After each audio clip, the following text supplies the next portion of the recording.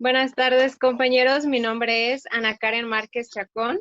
y mi compañera es Patricia Mojica Borja. El tema que nos tocó exponer hoy es el divorcio. Algunos antecedentes para juzgar con perspectiva de género son que la Suprema Corte de Justicia de la Nación ha establecido una doctrina jurisprudencial en torno al deber y la forma de introducir la perspectiva de género en el quehacer jurisdiccional.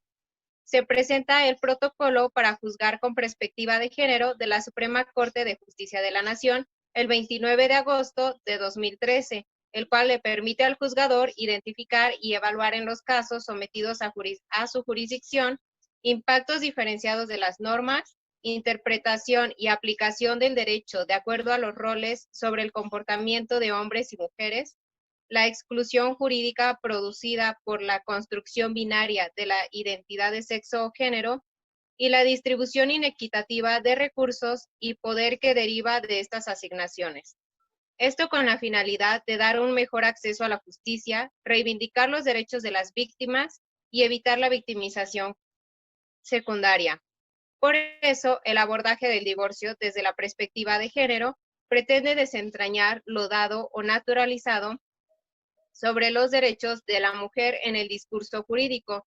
con el fin de ahondar en los principios que deberían regir, diseñar y estructurar la regulación del divorcio a fin de alcanzar la eliminación de los prejuicios y las prácticas basadas en la idea de inferioridad de cualquiera de los sexos o en funciones estereotipadas de hombres y mujeres.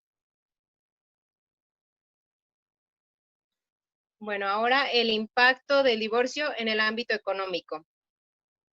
El impacto del divorcio en la mujer y en la familia sugiere valorar además la incidencia de factores económicos y sociales que mediatizan el funcionamiento familiar actual. En las familias monoparentales, la ausencia de divorcio emocional acentúa la vivencia de sensibles carencias económicas en la mujer y la sobrevaloración de la desventaja social que implica la nueva configuración familiar y viceversa. No obstante, hay que reconocer que el alejamiento de la figura paterna afecta en muchos casos el presupuesto familiar, en tanto disminuyen los ingresos o pueden llegar a romperse abruptamente los vínculos económicos. Así, los factores económicos y sociales se convierten en importantes barreras que se instauran en la subjetividad femenina e impiden la transición a estilos de vida flexibles. Es muy común que las mujeres después del divorcio sean las que se hagan cargo del cuidado de los hijos. Por lo tanto, los hogares de las mujeres divorciadas tienden a ser numerosos y con necesidades económicas mayores que el de los hombres, de modo que las posibilidades de aquellas de acceder o permanecer en una vida laboral se ven mayormente restringidas que las de los hombres, debido a la necesidad de cuidado y atención a los menores. De igual manera, en muchos arreglos matrimoniales se le da una prioridad estratégica a la vida laboral del hombre sobre la de la mujer. Si bien las mujeres que trabajan fuera del hogar aportan en distintas proporciones al ingreso familiar, es común además que se encarguen de gran parte de trabajo doméstico y del cuidado de menores. Estas labores no son remuneradas, son condiciones para que el hombre pueda desempeñar de lleno en el ámbito del trabajo. Las mujeres tienden a afrontar las consecuencias del daño financiero y la disminución del estándar de vida en mayor medida que sus contrapartes masculinas. Luego del divorcio, una mujer experimenta una reducción del 73% en su estándar de vida, mientras que el estándar de vida del hombre se incrementa en un 42%. Las mujeres tienen más posibilidades de padecer una pérdida importante de los ingresos, hablando simbólicamente, podríamos decir que pueden caer en una depresión financiera. En el aspecto social del divorcio, las madres solteras tienen una tendencia mayor a ser estigmatizadas en el lugar de trabajo que sus contrapartes masculinas, quienes con frecuencia reciben empatía y asistencia. Uno de los factores asociados a la depresión es el estado civil, siendo que los varones viudos o divorciados manifiestan mayor incidencia en este trastorno debido a la ruptura familiar y al hecho de tener que enfrentar pensiones económicas relacionadas con la manutención de sus hijos. La mujer tiene mayor vulnerabilidad a la depresión por su menor estatus social y menor poder, así como la interiorización de las expectativas asociadas a los roles femeninos tradicionales, porque aprenden a ser indefensas y generar imágenes de sí mismas y expectativas negativas que limitan sus repertorios para afrontar las situaciones estresantes. Todo ello apunta a una escasa relevancia de factores biológicos como indicadores de las diferencias de género. Además, aunque el matrimonio, la crianza y educación de los hijos implican más cargas de trabajo para las mujeres que para los hombres, y que ello tiene efectos sobre la salud psicológica de aquellas. Hay que reconocer que los factores que se asocian con la doble carga de trabajo femenino, como el tipo y condiciones de trabajo, número de hijos, relaciones con el cónyuge y el reparto de la carga doméstica. Los varones tienden a abusar del alcohol y de otras drogas cuando están deprimidos, negando que padecen este trastorno, debido a que a ellos se les fomenta a no expresar sus sentimientos de vulnerabilidad,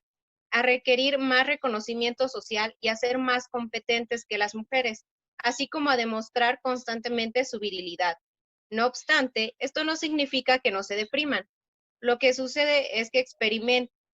experimentan, afrontan y expresan el malestar emocional de manera diferente a como lo hacen las mujeres. Este hecho puede explicar por qué las estadísticas muestran mayor incidencia de depresión en mujeres. Si la relación de pareja se basó en imponer arbitrariamente roles como que el hombre era el encargado de estudiar, trabajar, formarse y proveer los recursos económicos al grupo familiar, y la mujer era la encargada del aseo y el cuidado o educación de los niños, es un claro ejemplo de asignación de roles en virtud de género. Dicha situación se devela injusta con la ruptura, en la que la mujer encontrará serias dificultades para estudiar, capacitarse y trabajar de proyección al futuro. Es mucho más probable que los hombres, a diferencia de las mujeres, contraigan nupcias por segunda ocasión. Esto se debe, entre otras cosas, a que la custodia de los hijos es un factor que inhibe la propensión a casarse nuevamente y obtener una pareja más o menos estable. Por otro lado, el aumento de mujeres en prisión y la comisión de delitos está relacionada con la visibilidad y la equidad de género. En el Instituto Nacional de Ciencias Penales, INACIPE, indicó que el aumento de mujeres presas también está relacionado con el incremento de divorcios, lo que trae consigo madres solteras que tienen necesidad de proveer recursos a sus hijos. El ámbito legal. En el artículo 189 se establece el principio de equidad de género. El juzgador deberá interpretar las disposiciones contenidas en este código de manera tal que se otorguen los mismos derechos al varón y a la mujer, más aún cuando esta última procree, excepción hecha a esta última en virtud de la gestación, lactancia y del derecho de los hijos menores de 7 años de quedar al cuidado de su madre, siempre y cuando no se ponga en peligro la salud física o mental del menor, o se determine que ello es contrario al interés superior de la niñez para el principio del juzgador. Una primera característica de la disolución voluntaria del vínculo conyugal en México es la fuerte preferencia que existe entre las parejas por la separación de hecho, a pesar de que el divorcio es legalmente permitido en el país desde las últimas 3 décadas del siglo XIX. Esta peculiaridad de la disolución conyugal mexicana se consta por primera vez en el plano nacional mediante la Encuesta Mexicana de Fecundación de 1976, donde se establece que en México existen un 13.7% de divorcios legales y un 86.3% de separaciones de hechos. Y esta es una instancia donde se puede prever que en México no existen tantos divorcios. Sin embargo, no es la situación actual. De acuerdo con este aspecto, se da la circunstancia de que de manera tradicional las parejas solo suelen separarse sin hacerlo legalmente.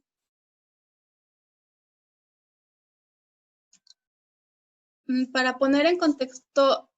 la problemática de la equidad de género presentada para los órganos jurisdiccionales y su creación normativa, que es la jurisprudencia, conviene empezar por citar algunas de las tesis jurisdiccionales de la Suprema Corte de Justicia de la Nación, en las que puede advertirse cómo se apreciaba a las mujeres desde el tribunal. Un ejemplo de ello es de que el domicilio conyugal, la separación no justificada de la mujer. Esto dentro de la legislación del Estado de Veracruz, en el que ponía que la mujer debía prevalecer en el domicilio conyugal con su pareja y solo podría ser alejada de este en caso de estar legalmente justificada la separación del hogar cuando obedece a la necesidad de salvaguardar la integridad de la persona, la salud o la dignidad del cónyuge que realiza la separación. Sin embargo, aunque se dictara la sentencia, en muchas ocasiones no bastaba para declarar que el esposo sea una persona peligrosa con quien sea imposible convivir y por lo mismo que sea inconveniente la reinstalación. Esto se puede avalar muchas veces con que la sentencia se dictaba, mas sin embargo al salir la persona o pagar la fianza establecida, volvía al hogar conyugal donde la pareja volvía a sufrir el mismo maltrato. Las consideraciones a las que se hace referencia corresponden a la resolución dictada por un tribunal colegiado de circuito al estudiar la constitucional de la procesión legal establecida en el Código Civil del Distrito Federal acerca de la custodia de niños menores de 7 años de edad, en donde mencionan que la igualdad de los cónyuges predomina y solo requieren considerar las excepciones que atienden a las diferencias naturales que se ha hecho a diferencia. Una de esas excepciones es la contemplada en el artículo 282, fracción quinta del Código Civil del Distrito Federal. Y aquí no es difícil detectar la razonabilidad de la solución legal que dicho orden proporcionó. Y aquí hace énfasis en que el niño menor de 7 años debe prevalecer con la madre, pues responde al mayor apego y dependencia de los niños de esas edades hacia la madre, quien es considerada apta por cuestiones físicas o naturales. Y en este criterio es cuando se refleja una concepción muy particular que se tiene asignada a cada uno de los géneros, tanto hombres como mujeres, porque implícita o explícitamente los jueces asignan vinculaciones o derivadas de los estereotipos tradicionales que se tienen socialmente, como es que la mujer tiene la procreación como fin necesario de matrimonio, como antes era establecido legalmente. Aquí se puede tomar en cuenta que se tiene una asignación de roles que no son admisibles en el Estado democrático y que tiene como nota distintiva el pluralismo. Sin embargo, más recientemente también se ha visto la producción de criterios jurisprudenciales sobre el concepto de igualdad y hemos presenciado la incorporación a la jurisprudencia nacional del test generalmente utilizado en el derecho comparado para valorar la igualdad o discriminaciones normativas que se cuestionan judicialmente, y a ello ha llevado a declarar normas explícitamente sexuadas como violatorias de la igualdad entre el hombre y la mujer. Pero el derecho y la resolución de los casos no presenta muchas veces bajo ese tenor normativo. Son muchos casos en los que los problemas de inequidad entre hombres y mujeres son latentes conflictos judiciales y muchas veces no son visibles.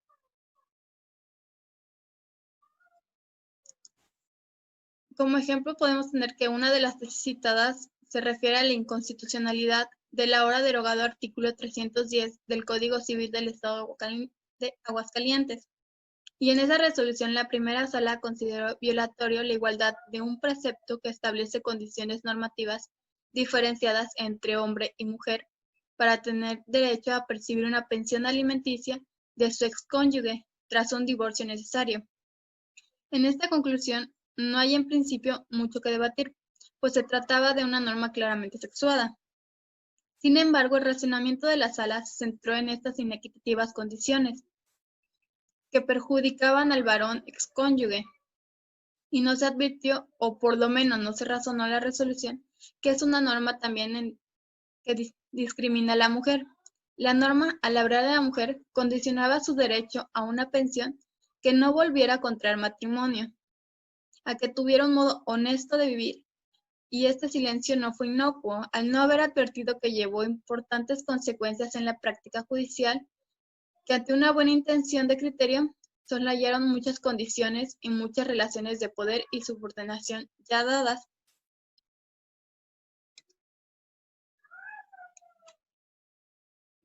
También tenemos lo que son las políticas públicas, que en el marco de la conmemoración del Día Internacional de la Mujer, en marzo de 2008, el presidente de la República, Felipe Calderón, presentó el Programa Nacional para la Igualdad entre Mujeres y Hombres, que establece las prioridades y orientaciones de la política nacional tendientes a garantizar la igualdad de las mujeres conforme a los preceptos de las leyes y las convenciones internacionales por el Estado de México, así como define los objetivos y las metas de la estrategia del gobierno federal para promover y garantizar los derechos humanos de las mujeres, su acceso a la justicia y a la seguridad. La estructura contemplaba políticas de transversalidad que involucran el trabajo de la Federación y los estados, así como los municipios, con los poderes legislativos y judicial, asimismo también con el sector privado. El Instituto Nacional de Mujeres también presenta este balance y las perspectivas de la política nacional entre mujeres y hombres, que se centra en el avance alcanzados en la planeación, asignación presupuestaria y el desarrollo de sistemas de información. La importancia de estudiar esta perspectiva de género es realizar un estudio para detectar cuáles son las políticas y qué alcances deben tener. Asimismo, tenemos que un estudio realizado por Jimena Andión, fundadora de X, Justicia para las Mujeres y directora del Instituto de Liderazgo, reveló que uno de los obstáculos principales para sobrellevar las mujeres en los juicios de pensión alimentaria y custodia son los estereotipos de géneros que utilizan los jueces al momento de emitir su fallo, en donde el más del 70% de las sentencias de los casos que estudió, las mujeres enfrentaron discriminación por parte del juez que llevaba su caso, además de los obstáculos sociales que enfrentan las mujeres en los procesos legales de divorcio. Aquí es donde faltan recursos económicos, faltan las guarderías, así como un lugar en el que las mujeres puedan estar seguras de llevar a sus hijos. En estos casos, muchas mujeres fueron castigadas legalmente por sus supuestas infidelidades o enfrentarse. Y en uno de los casos más recientes, el juez le pidió a una mujer tener relaciones sexuales con él para darle la sentencia favorable. De acuerdo con este estudio, el marco regulatorio mexicano es suficiente, pero las fallas principales se encuentran en su implementación. Como se ve actualmente, en México la Constitución es una de las más dotadas en derechos humanos, sin embargo, en la implementación o en la práctica no se ven como deberían de establecerse. Y la implementación de la perspectiva de género en las políticas públicas se ejecuta para minar las desigualdades entre hombres y mujeres.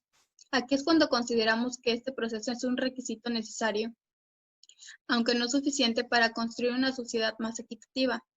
Y de esta manera estudiar cómo se ha hecho el proceso para mejorar en esta instancia. Asimismo, les presentamos nuestras fuentes de información y eso sería todo. Muchas gracias.